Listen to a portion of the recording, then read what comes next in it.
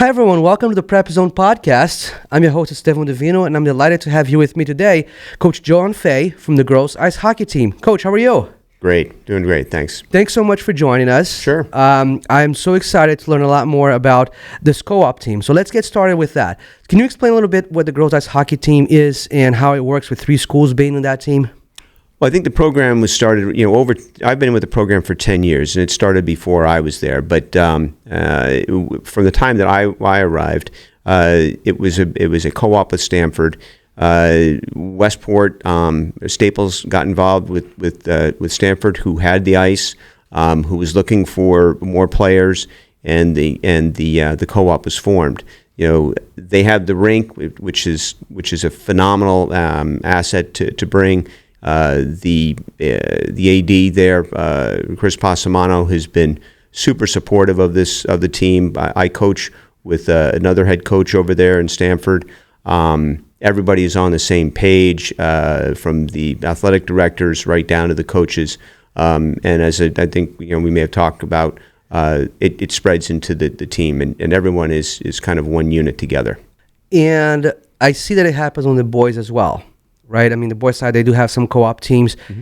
And let me ask you, how is it as far as the girls go? Because it's tough. Everybody's in a different school, but they come in. How do they gel? How long does it take to gel? And how do you see that year after year? Is it getting better? Is it more difficult? How in our day and age? Yeah, that's a great question, and I think it's really fun to watch as a coach. To see the girls. There's something about hockey, I think, in general, no matter where you play it. There's something about being in the locker room. We've had players come into this program who are either new to hockey or were figure skaters and wanted that locker room environment. So I think to answer your question, it may be simply the locker room makes a big difference. It brings these girls together. The sport is just a great sport in general. At the end of the season, one of the things they always say that they miss are the bus rides together and being together in the locker room. I mean, playing the game is obviously a lot of fun, but we've been fortunate. They compete hard against each other in other FCX sports during the other seasons, but when it comes time to play hockey, they're together. It is, and it's funny you mentioned school bus rides, right? So when I started, I've coached, different rec levels, never high school level, always rec.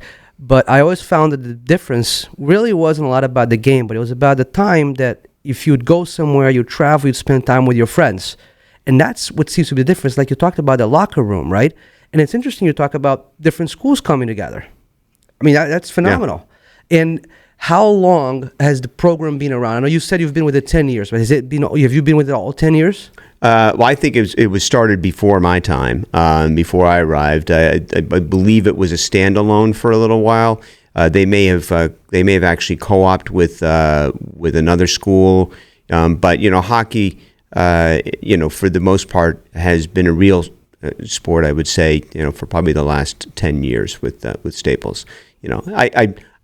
I'd probably, if anybody's listening to this podcast who played before that, may take an issue with that. And I'm sorry, I don't recall as much. That's fine. I mean, we're trying to get much information. So, because like for me coming outside, this is new and very exciting. By the way, I really love the idea. So this year you guys have a really good team. I've been talking about it quite a bit. Is that I think you're currently number 3 in the state, and you're 7-2 after last night's game. So talk about what the expectations are for this season. Yeah, well, I mean that's we started off. I should probably mention that we are a very young team. So expectations were, we had a good season last year, and we were expecting a lot of players back. We only graduated a few, but we're still, this year we're 1 senior, 4 juniors, and the rest are freshmen and sophomores on a 24 roster squad. So there's a lot of youth on the team. We're pretty excited. We're still learning to play together. After last night, you mentioned that we're 7-2 now. We still have expectations of hopefully making a nice run in the States and doing well in the FCX. Yeah, and it's interesting, coming from us as a sports coverage, group, all we want to do is for you guys to do well. Because the more you play, the more we have to attend and to cover. So now the hockey, like you said, great sport. I enjoy following all the time. But talk about the difficulties. I know we have the longshore rink, but not having a home rink for the Staples High School. Do you think that plays into the fact of the numbers, or is it just something that happens with the sport? I think it's hard. We compete in a sport where there's a lot of talent in Fairfield County, and it's we do not have a developmental system here in Westport to develop players. So some of the elite players in town do end up not going to Staples. They end up going to independent schools to play at a higher level.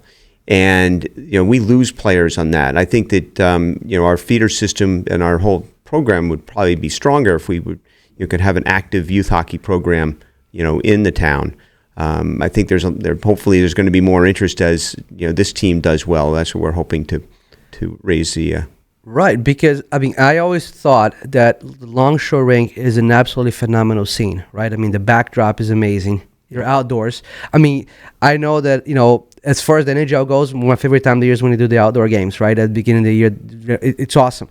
So, but I understand that rink's not completely regular to play a game. Is that a fact? Yeah, we when they first got that together, we were very excited to try to play some outdoor hockey there.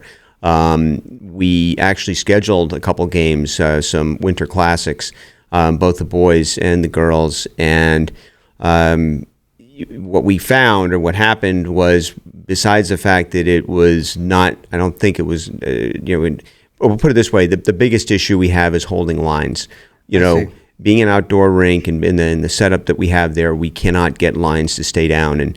And when we did our game before, we had a bunch of very ambitious parents that went out the night before and painted the lines out so that we could have the game the next day.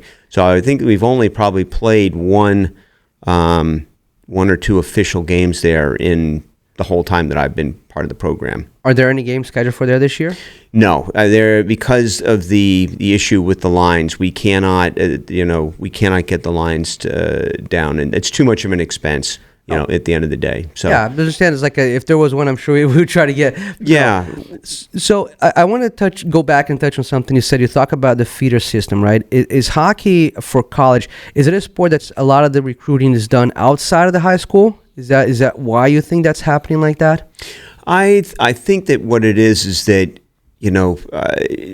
girls who are playing in elite programs around here in this area are already kind of thinking about wanting to go to the highest level of hockey that they can play, and we're still kind of developing that brand here. And I think the last couple of years has been great. And in terms of developing it, we've got more interest coming in to the program, and hopefully more players will stay with us.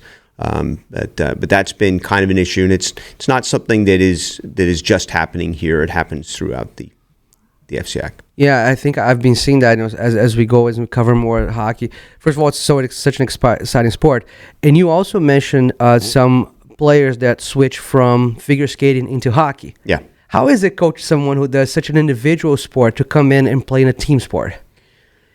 They first of all, we love to see new players who can skate. That's the first part. You need to be able to skate. And someone who's in figure skates, they've had a lot of time on the ice. They know how to use their edges. Their stopping is a little bit different, obviously. And then we just got to get them to understand the dynamics of the game. The rules.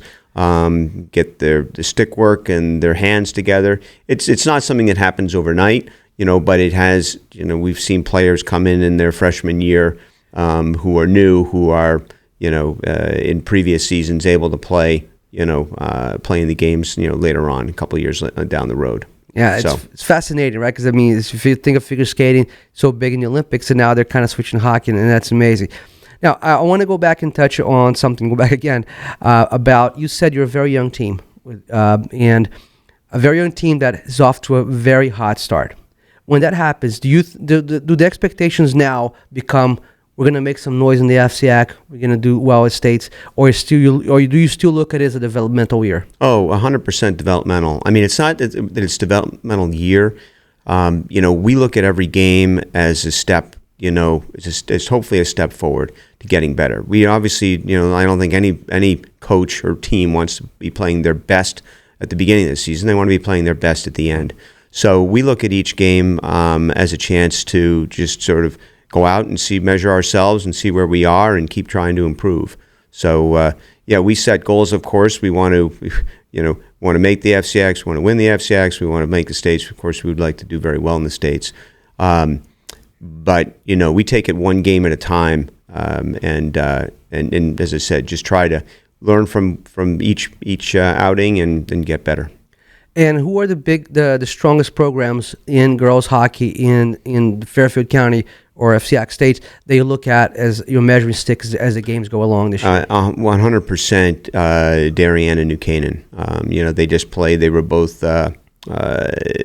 undefeated last night, and they played a 1-goal game. I think Darien won. So now Darien has the top spot in the state, and New Canaan's right behind them. So, those programs have been in the top 5 probably for about as long as I've been coaching, with this team. They're very, very strong, and the FCAC as a group, as a conference, is very, very strong. Yeah, it's like every sport's like that, right? I mean, I look at, as we cover different sports, and they always say you play out of conference games, it's one level competition. You get in that conference, and it seems like switch goes off. Yeah, I mean, it's good. I mean, for us, it's great competition. We end up carrying 2 games with Darien and 2 games with New Canaan. So it's terrific, work for us, an opportunity for us. I will say, thinking about it, it is interesting, those 2 programs are not co-op programs. They're probably one of, only, maybe they be the only 2. I haven't looked at it. Maybe put it this way, there's probably no more than 4 or 5 programs in the state that are not co-op, I believe at this point. Oh, I see. So that's probably, is it because and again, I'm coming from a place, I know the sport well, but there's a lot of line shifts and a lot of changes. So you've got to can't be caught up in the ice. When you have a small group, it really hurts towards the end of the game, doesn't it? It can, sure. They run pretty deep programs. I mean, we feel this year that we've got a lot of talent.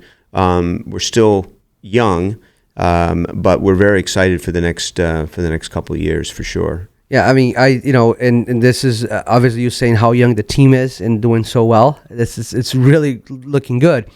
Now, I also want to ask you this. So you mentioned about players who go from ice skating to hockey and things like that. Now, someone who is a listener out there who is in middle school or is trying to think about hockey, what is your best advice to kind of get into the program? You mentioned there was not much early on, but what should they be doing to kind of, boost themselves up to give them a really good shot at playing hockey at a higher level, especially in high school? Well, I think, are you talking about to get started playing hockey in general? Let's say someone in 6th, 7th grade is trying to play hockey. There are programs in Darien and Stamford, and I think probably Bridgeport. There are rinks around the area that they could get started playing. And, girls hockey is also, just exploding as well. It is. I was going to say that. I mean, we're seeing it. I mean, social media, it's all over social media, right? The league is really becoming really big. And that's got to really help boost the program. Yeah, I think so. And, we've seen more interest. I know that, I had players the other night who were going straight from practice down to Bridgeport to watch the women's game. And, again, I think it's, it's a sport that it needs a little bit more advertising probably locally, which I think hopefully we're getting. I mean, we've had some fun outings down at Longshore last year where some of the players skated with the kids out there, and I think it was a library-led book that they were promoting, and it was a hockey book. So we had hockey players, both Matt's team, the boys' team, and the girls' team came out, and it was a great day. And we found a lot of young girls who were, hey, you know what, that looks pretty cool. We'd like to get involved in that. So it is, because I still remember when my oldest son was in rec soccer, and the high school boys came, and they were like coaches for a day, on the 3rd, 4th grade level. And they still have that picture. They still think about that game. It was one of the most exciting games they ever played. Yeah. Right? And it didn't do... I mean, and most of those kids end up playing soccer in high school because, I'm not saying that's the reason, but that certainly helped. Yeah. Because it gives the young kids something to look up to. Yeah. That I can be there, I can do that, and them seeing them apply themselves. So that's great. So as you look at the season and the amount of games you have and the teams you're playing, I just want to ask a little bit, because we want to get the audience to kind of go out to the games as much as we can. Your home games are in Stamford, is that correct? Yeah. So they are the Terry Connors ring by the water there. It's a very nice spot. I think it's the best venue in the state, except for, the only one who probably tops it now is Fairfield, who plays at the new Sacred Heart Arena. They did play there. I did not know that. Yeah, they've got, this is their first year.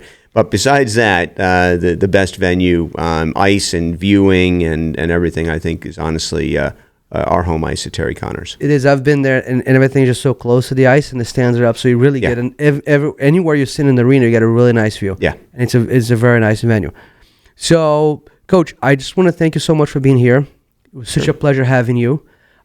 We want to get the word out as much as we can about the girls hockey team. We wish you guys go really far this year, and give us a lot of games and things to cover, and it'll be a lot of fun following you. Yeah, terrific. And I'd say, anybody who's interested in watching, either you can come down to games at Terry Connors, or, we practice on Tuesdays and Fridays at Longshore, 6:15 on Tuesday evenings, and I think 3 o'clock on Friday afternoons. So that's interesting. If you want to go down and practice, and watch a practice and ask any questions that you might want of the coaching staff. That's phenomenal. Well, thank you so much. I want to end with a little bit of quick hits. I'm going to ask you some questions, not too personal, but a little bit personal, so everybody can get to know you a little bit. Hopefully, your players and everybody else. All right, so let's get going, Coach. Morning person or night owl? Morning. Texting or calling? Calling. Dogs or cats? Dogs. All-time favorite movie or series? Oh gosh, I'd say recently, I've seen so many, but I will say movie. We'll go with a hockey movie. We'll go with Slapshot and Miracle. How about that? All right, I like that. Yeah, we'll take up a couple of them. Staying with that, right? I love it. Yeah. Okay, so roller coaster or bumper car rides? Roller coaster. Beach or sightseeing? Beach. Sweet or salty? Sweet. Then cake or ice cream? Cake. What 3 people would you bring with you if you were stuck in a desert island? Oh, God. That's a good one. It's a thinking one. I always get everyone with that. Oh gosh, I'm gonna have to get back. To you. All right, we'll pass that. All right. You don't want to. I get it. What superpower do you wish you had? Oh gosh.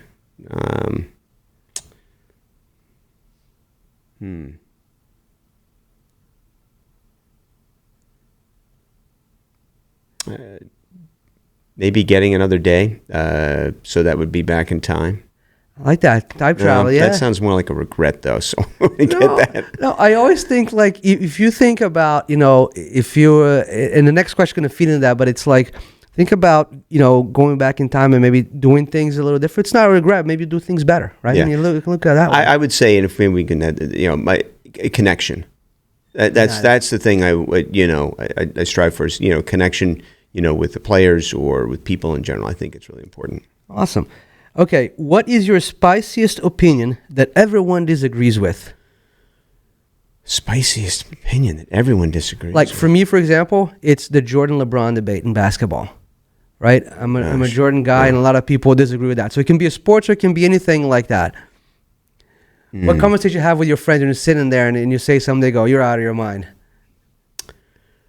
I honestly, I don't really have one. I could have a bunch of different opinions. Obviously, I'm a Dolphin fan, and there's a lot of people who have opinions about the Dolphins. They're not that good.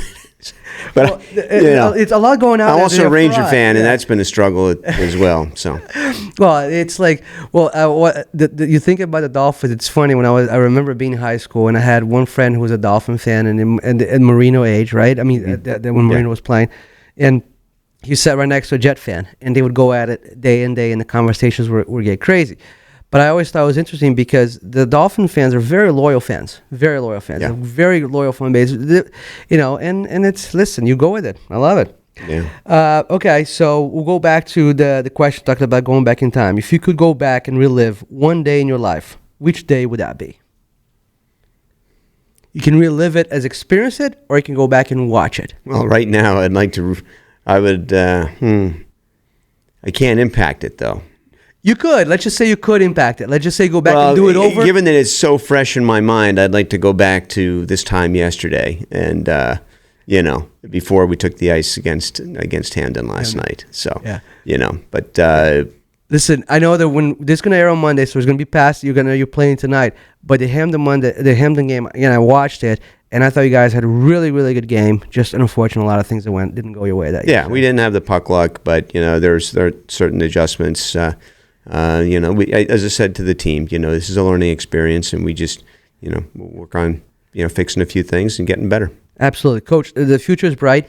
I want to thank you again so much for being here, and we'll fall into the end of the season, and best of luck. All right. Thank you.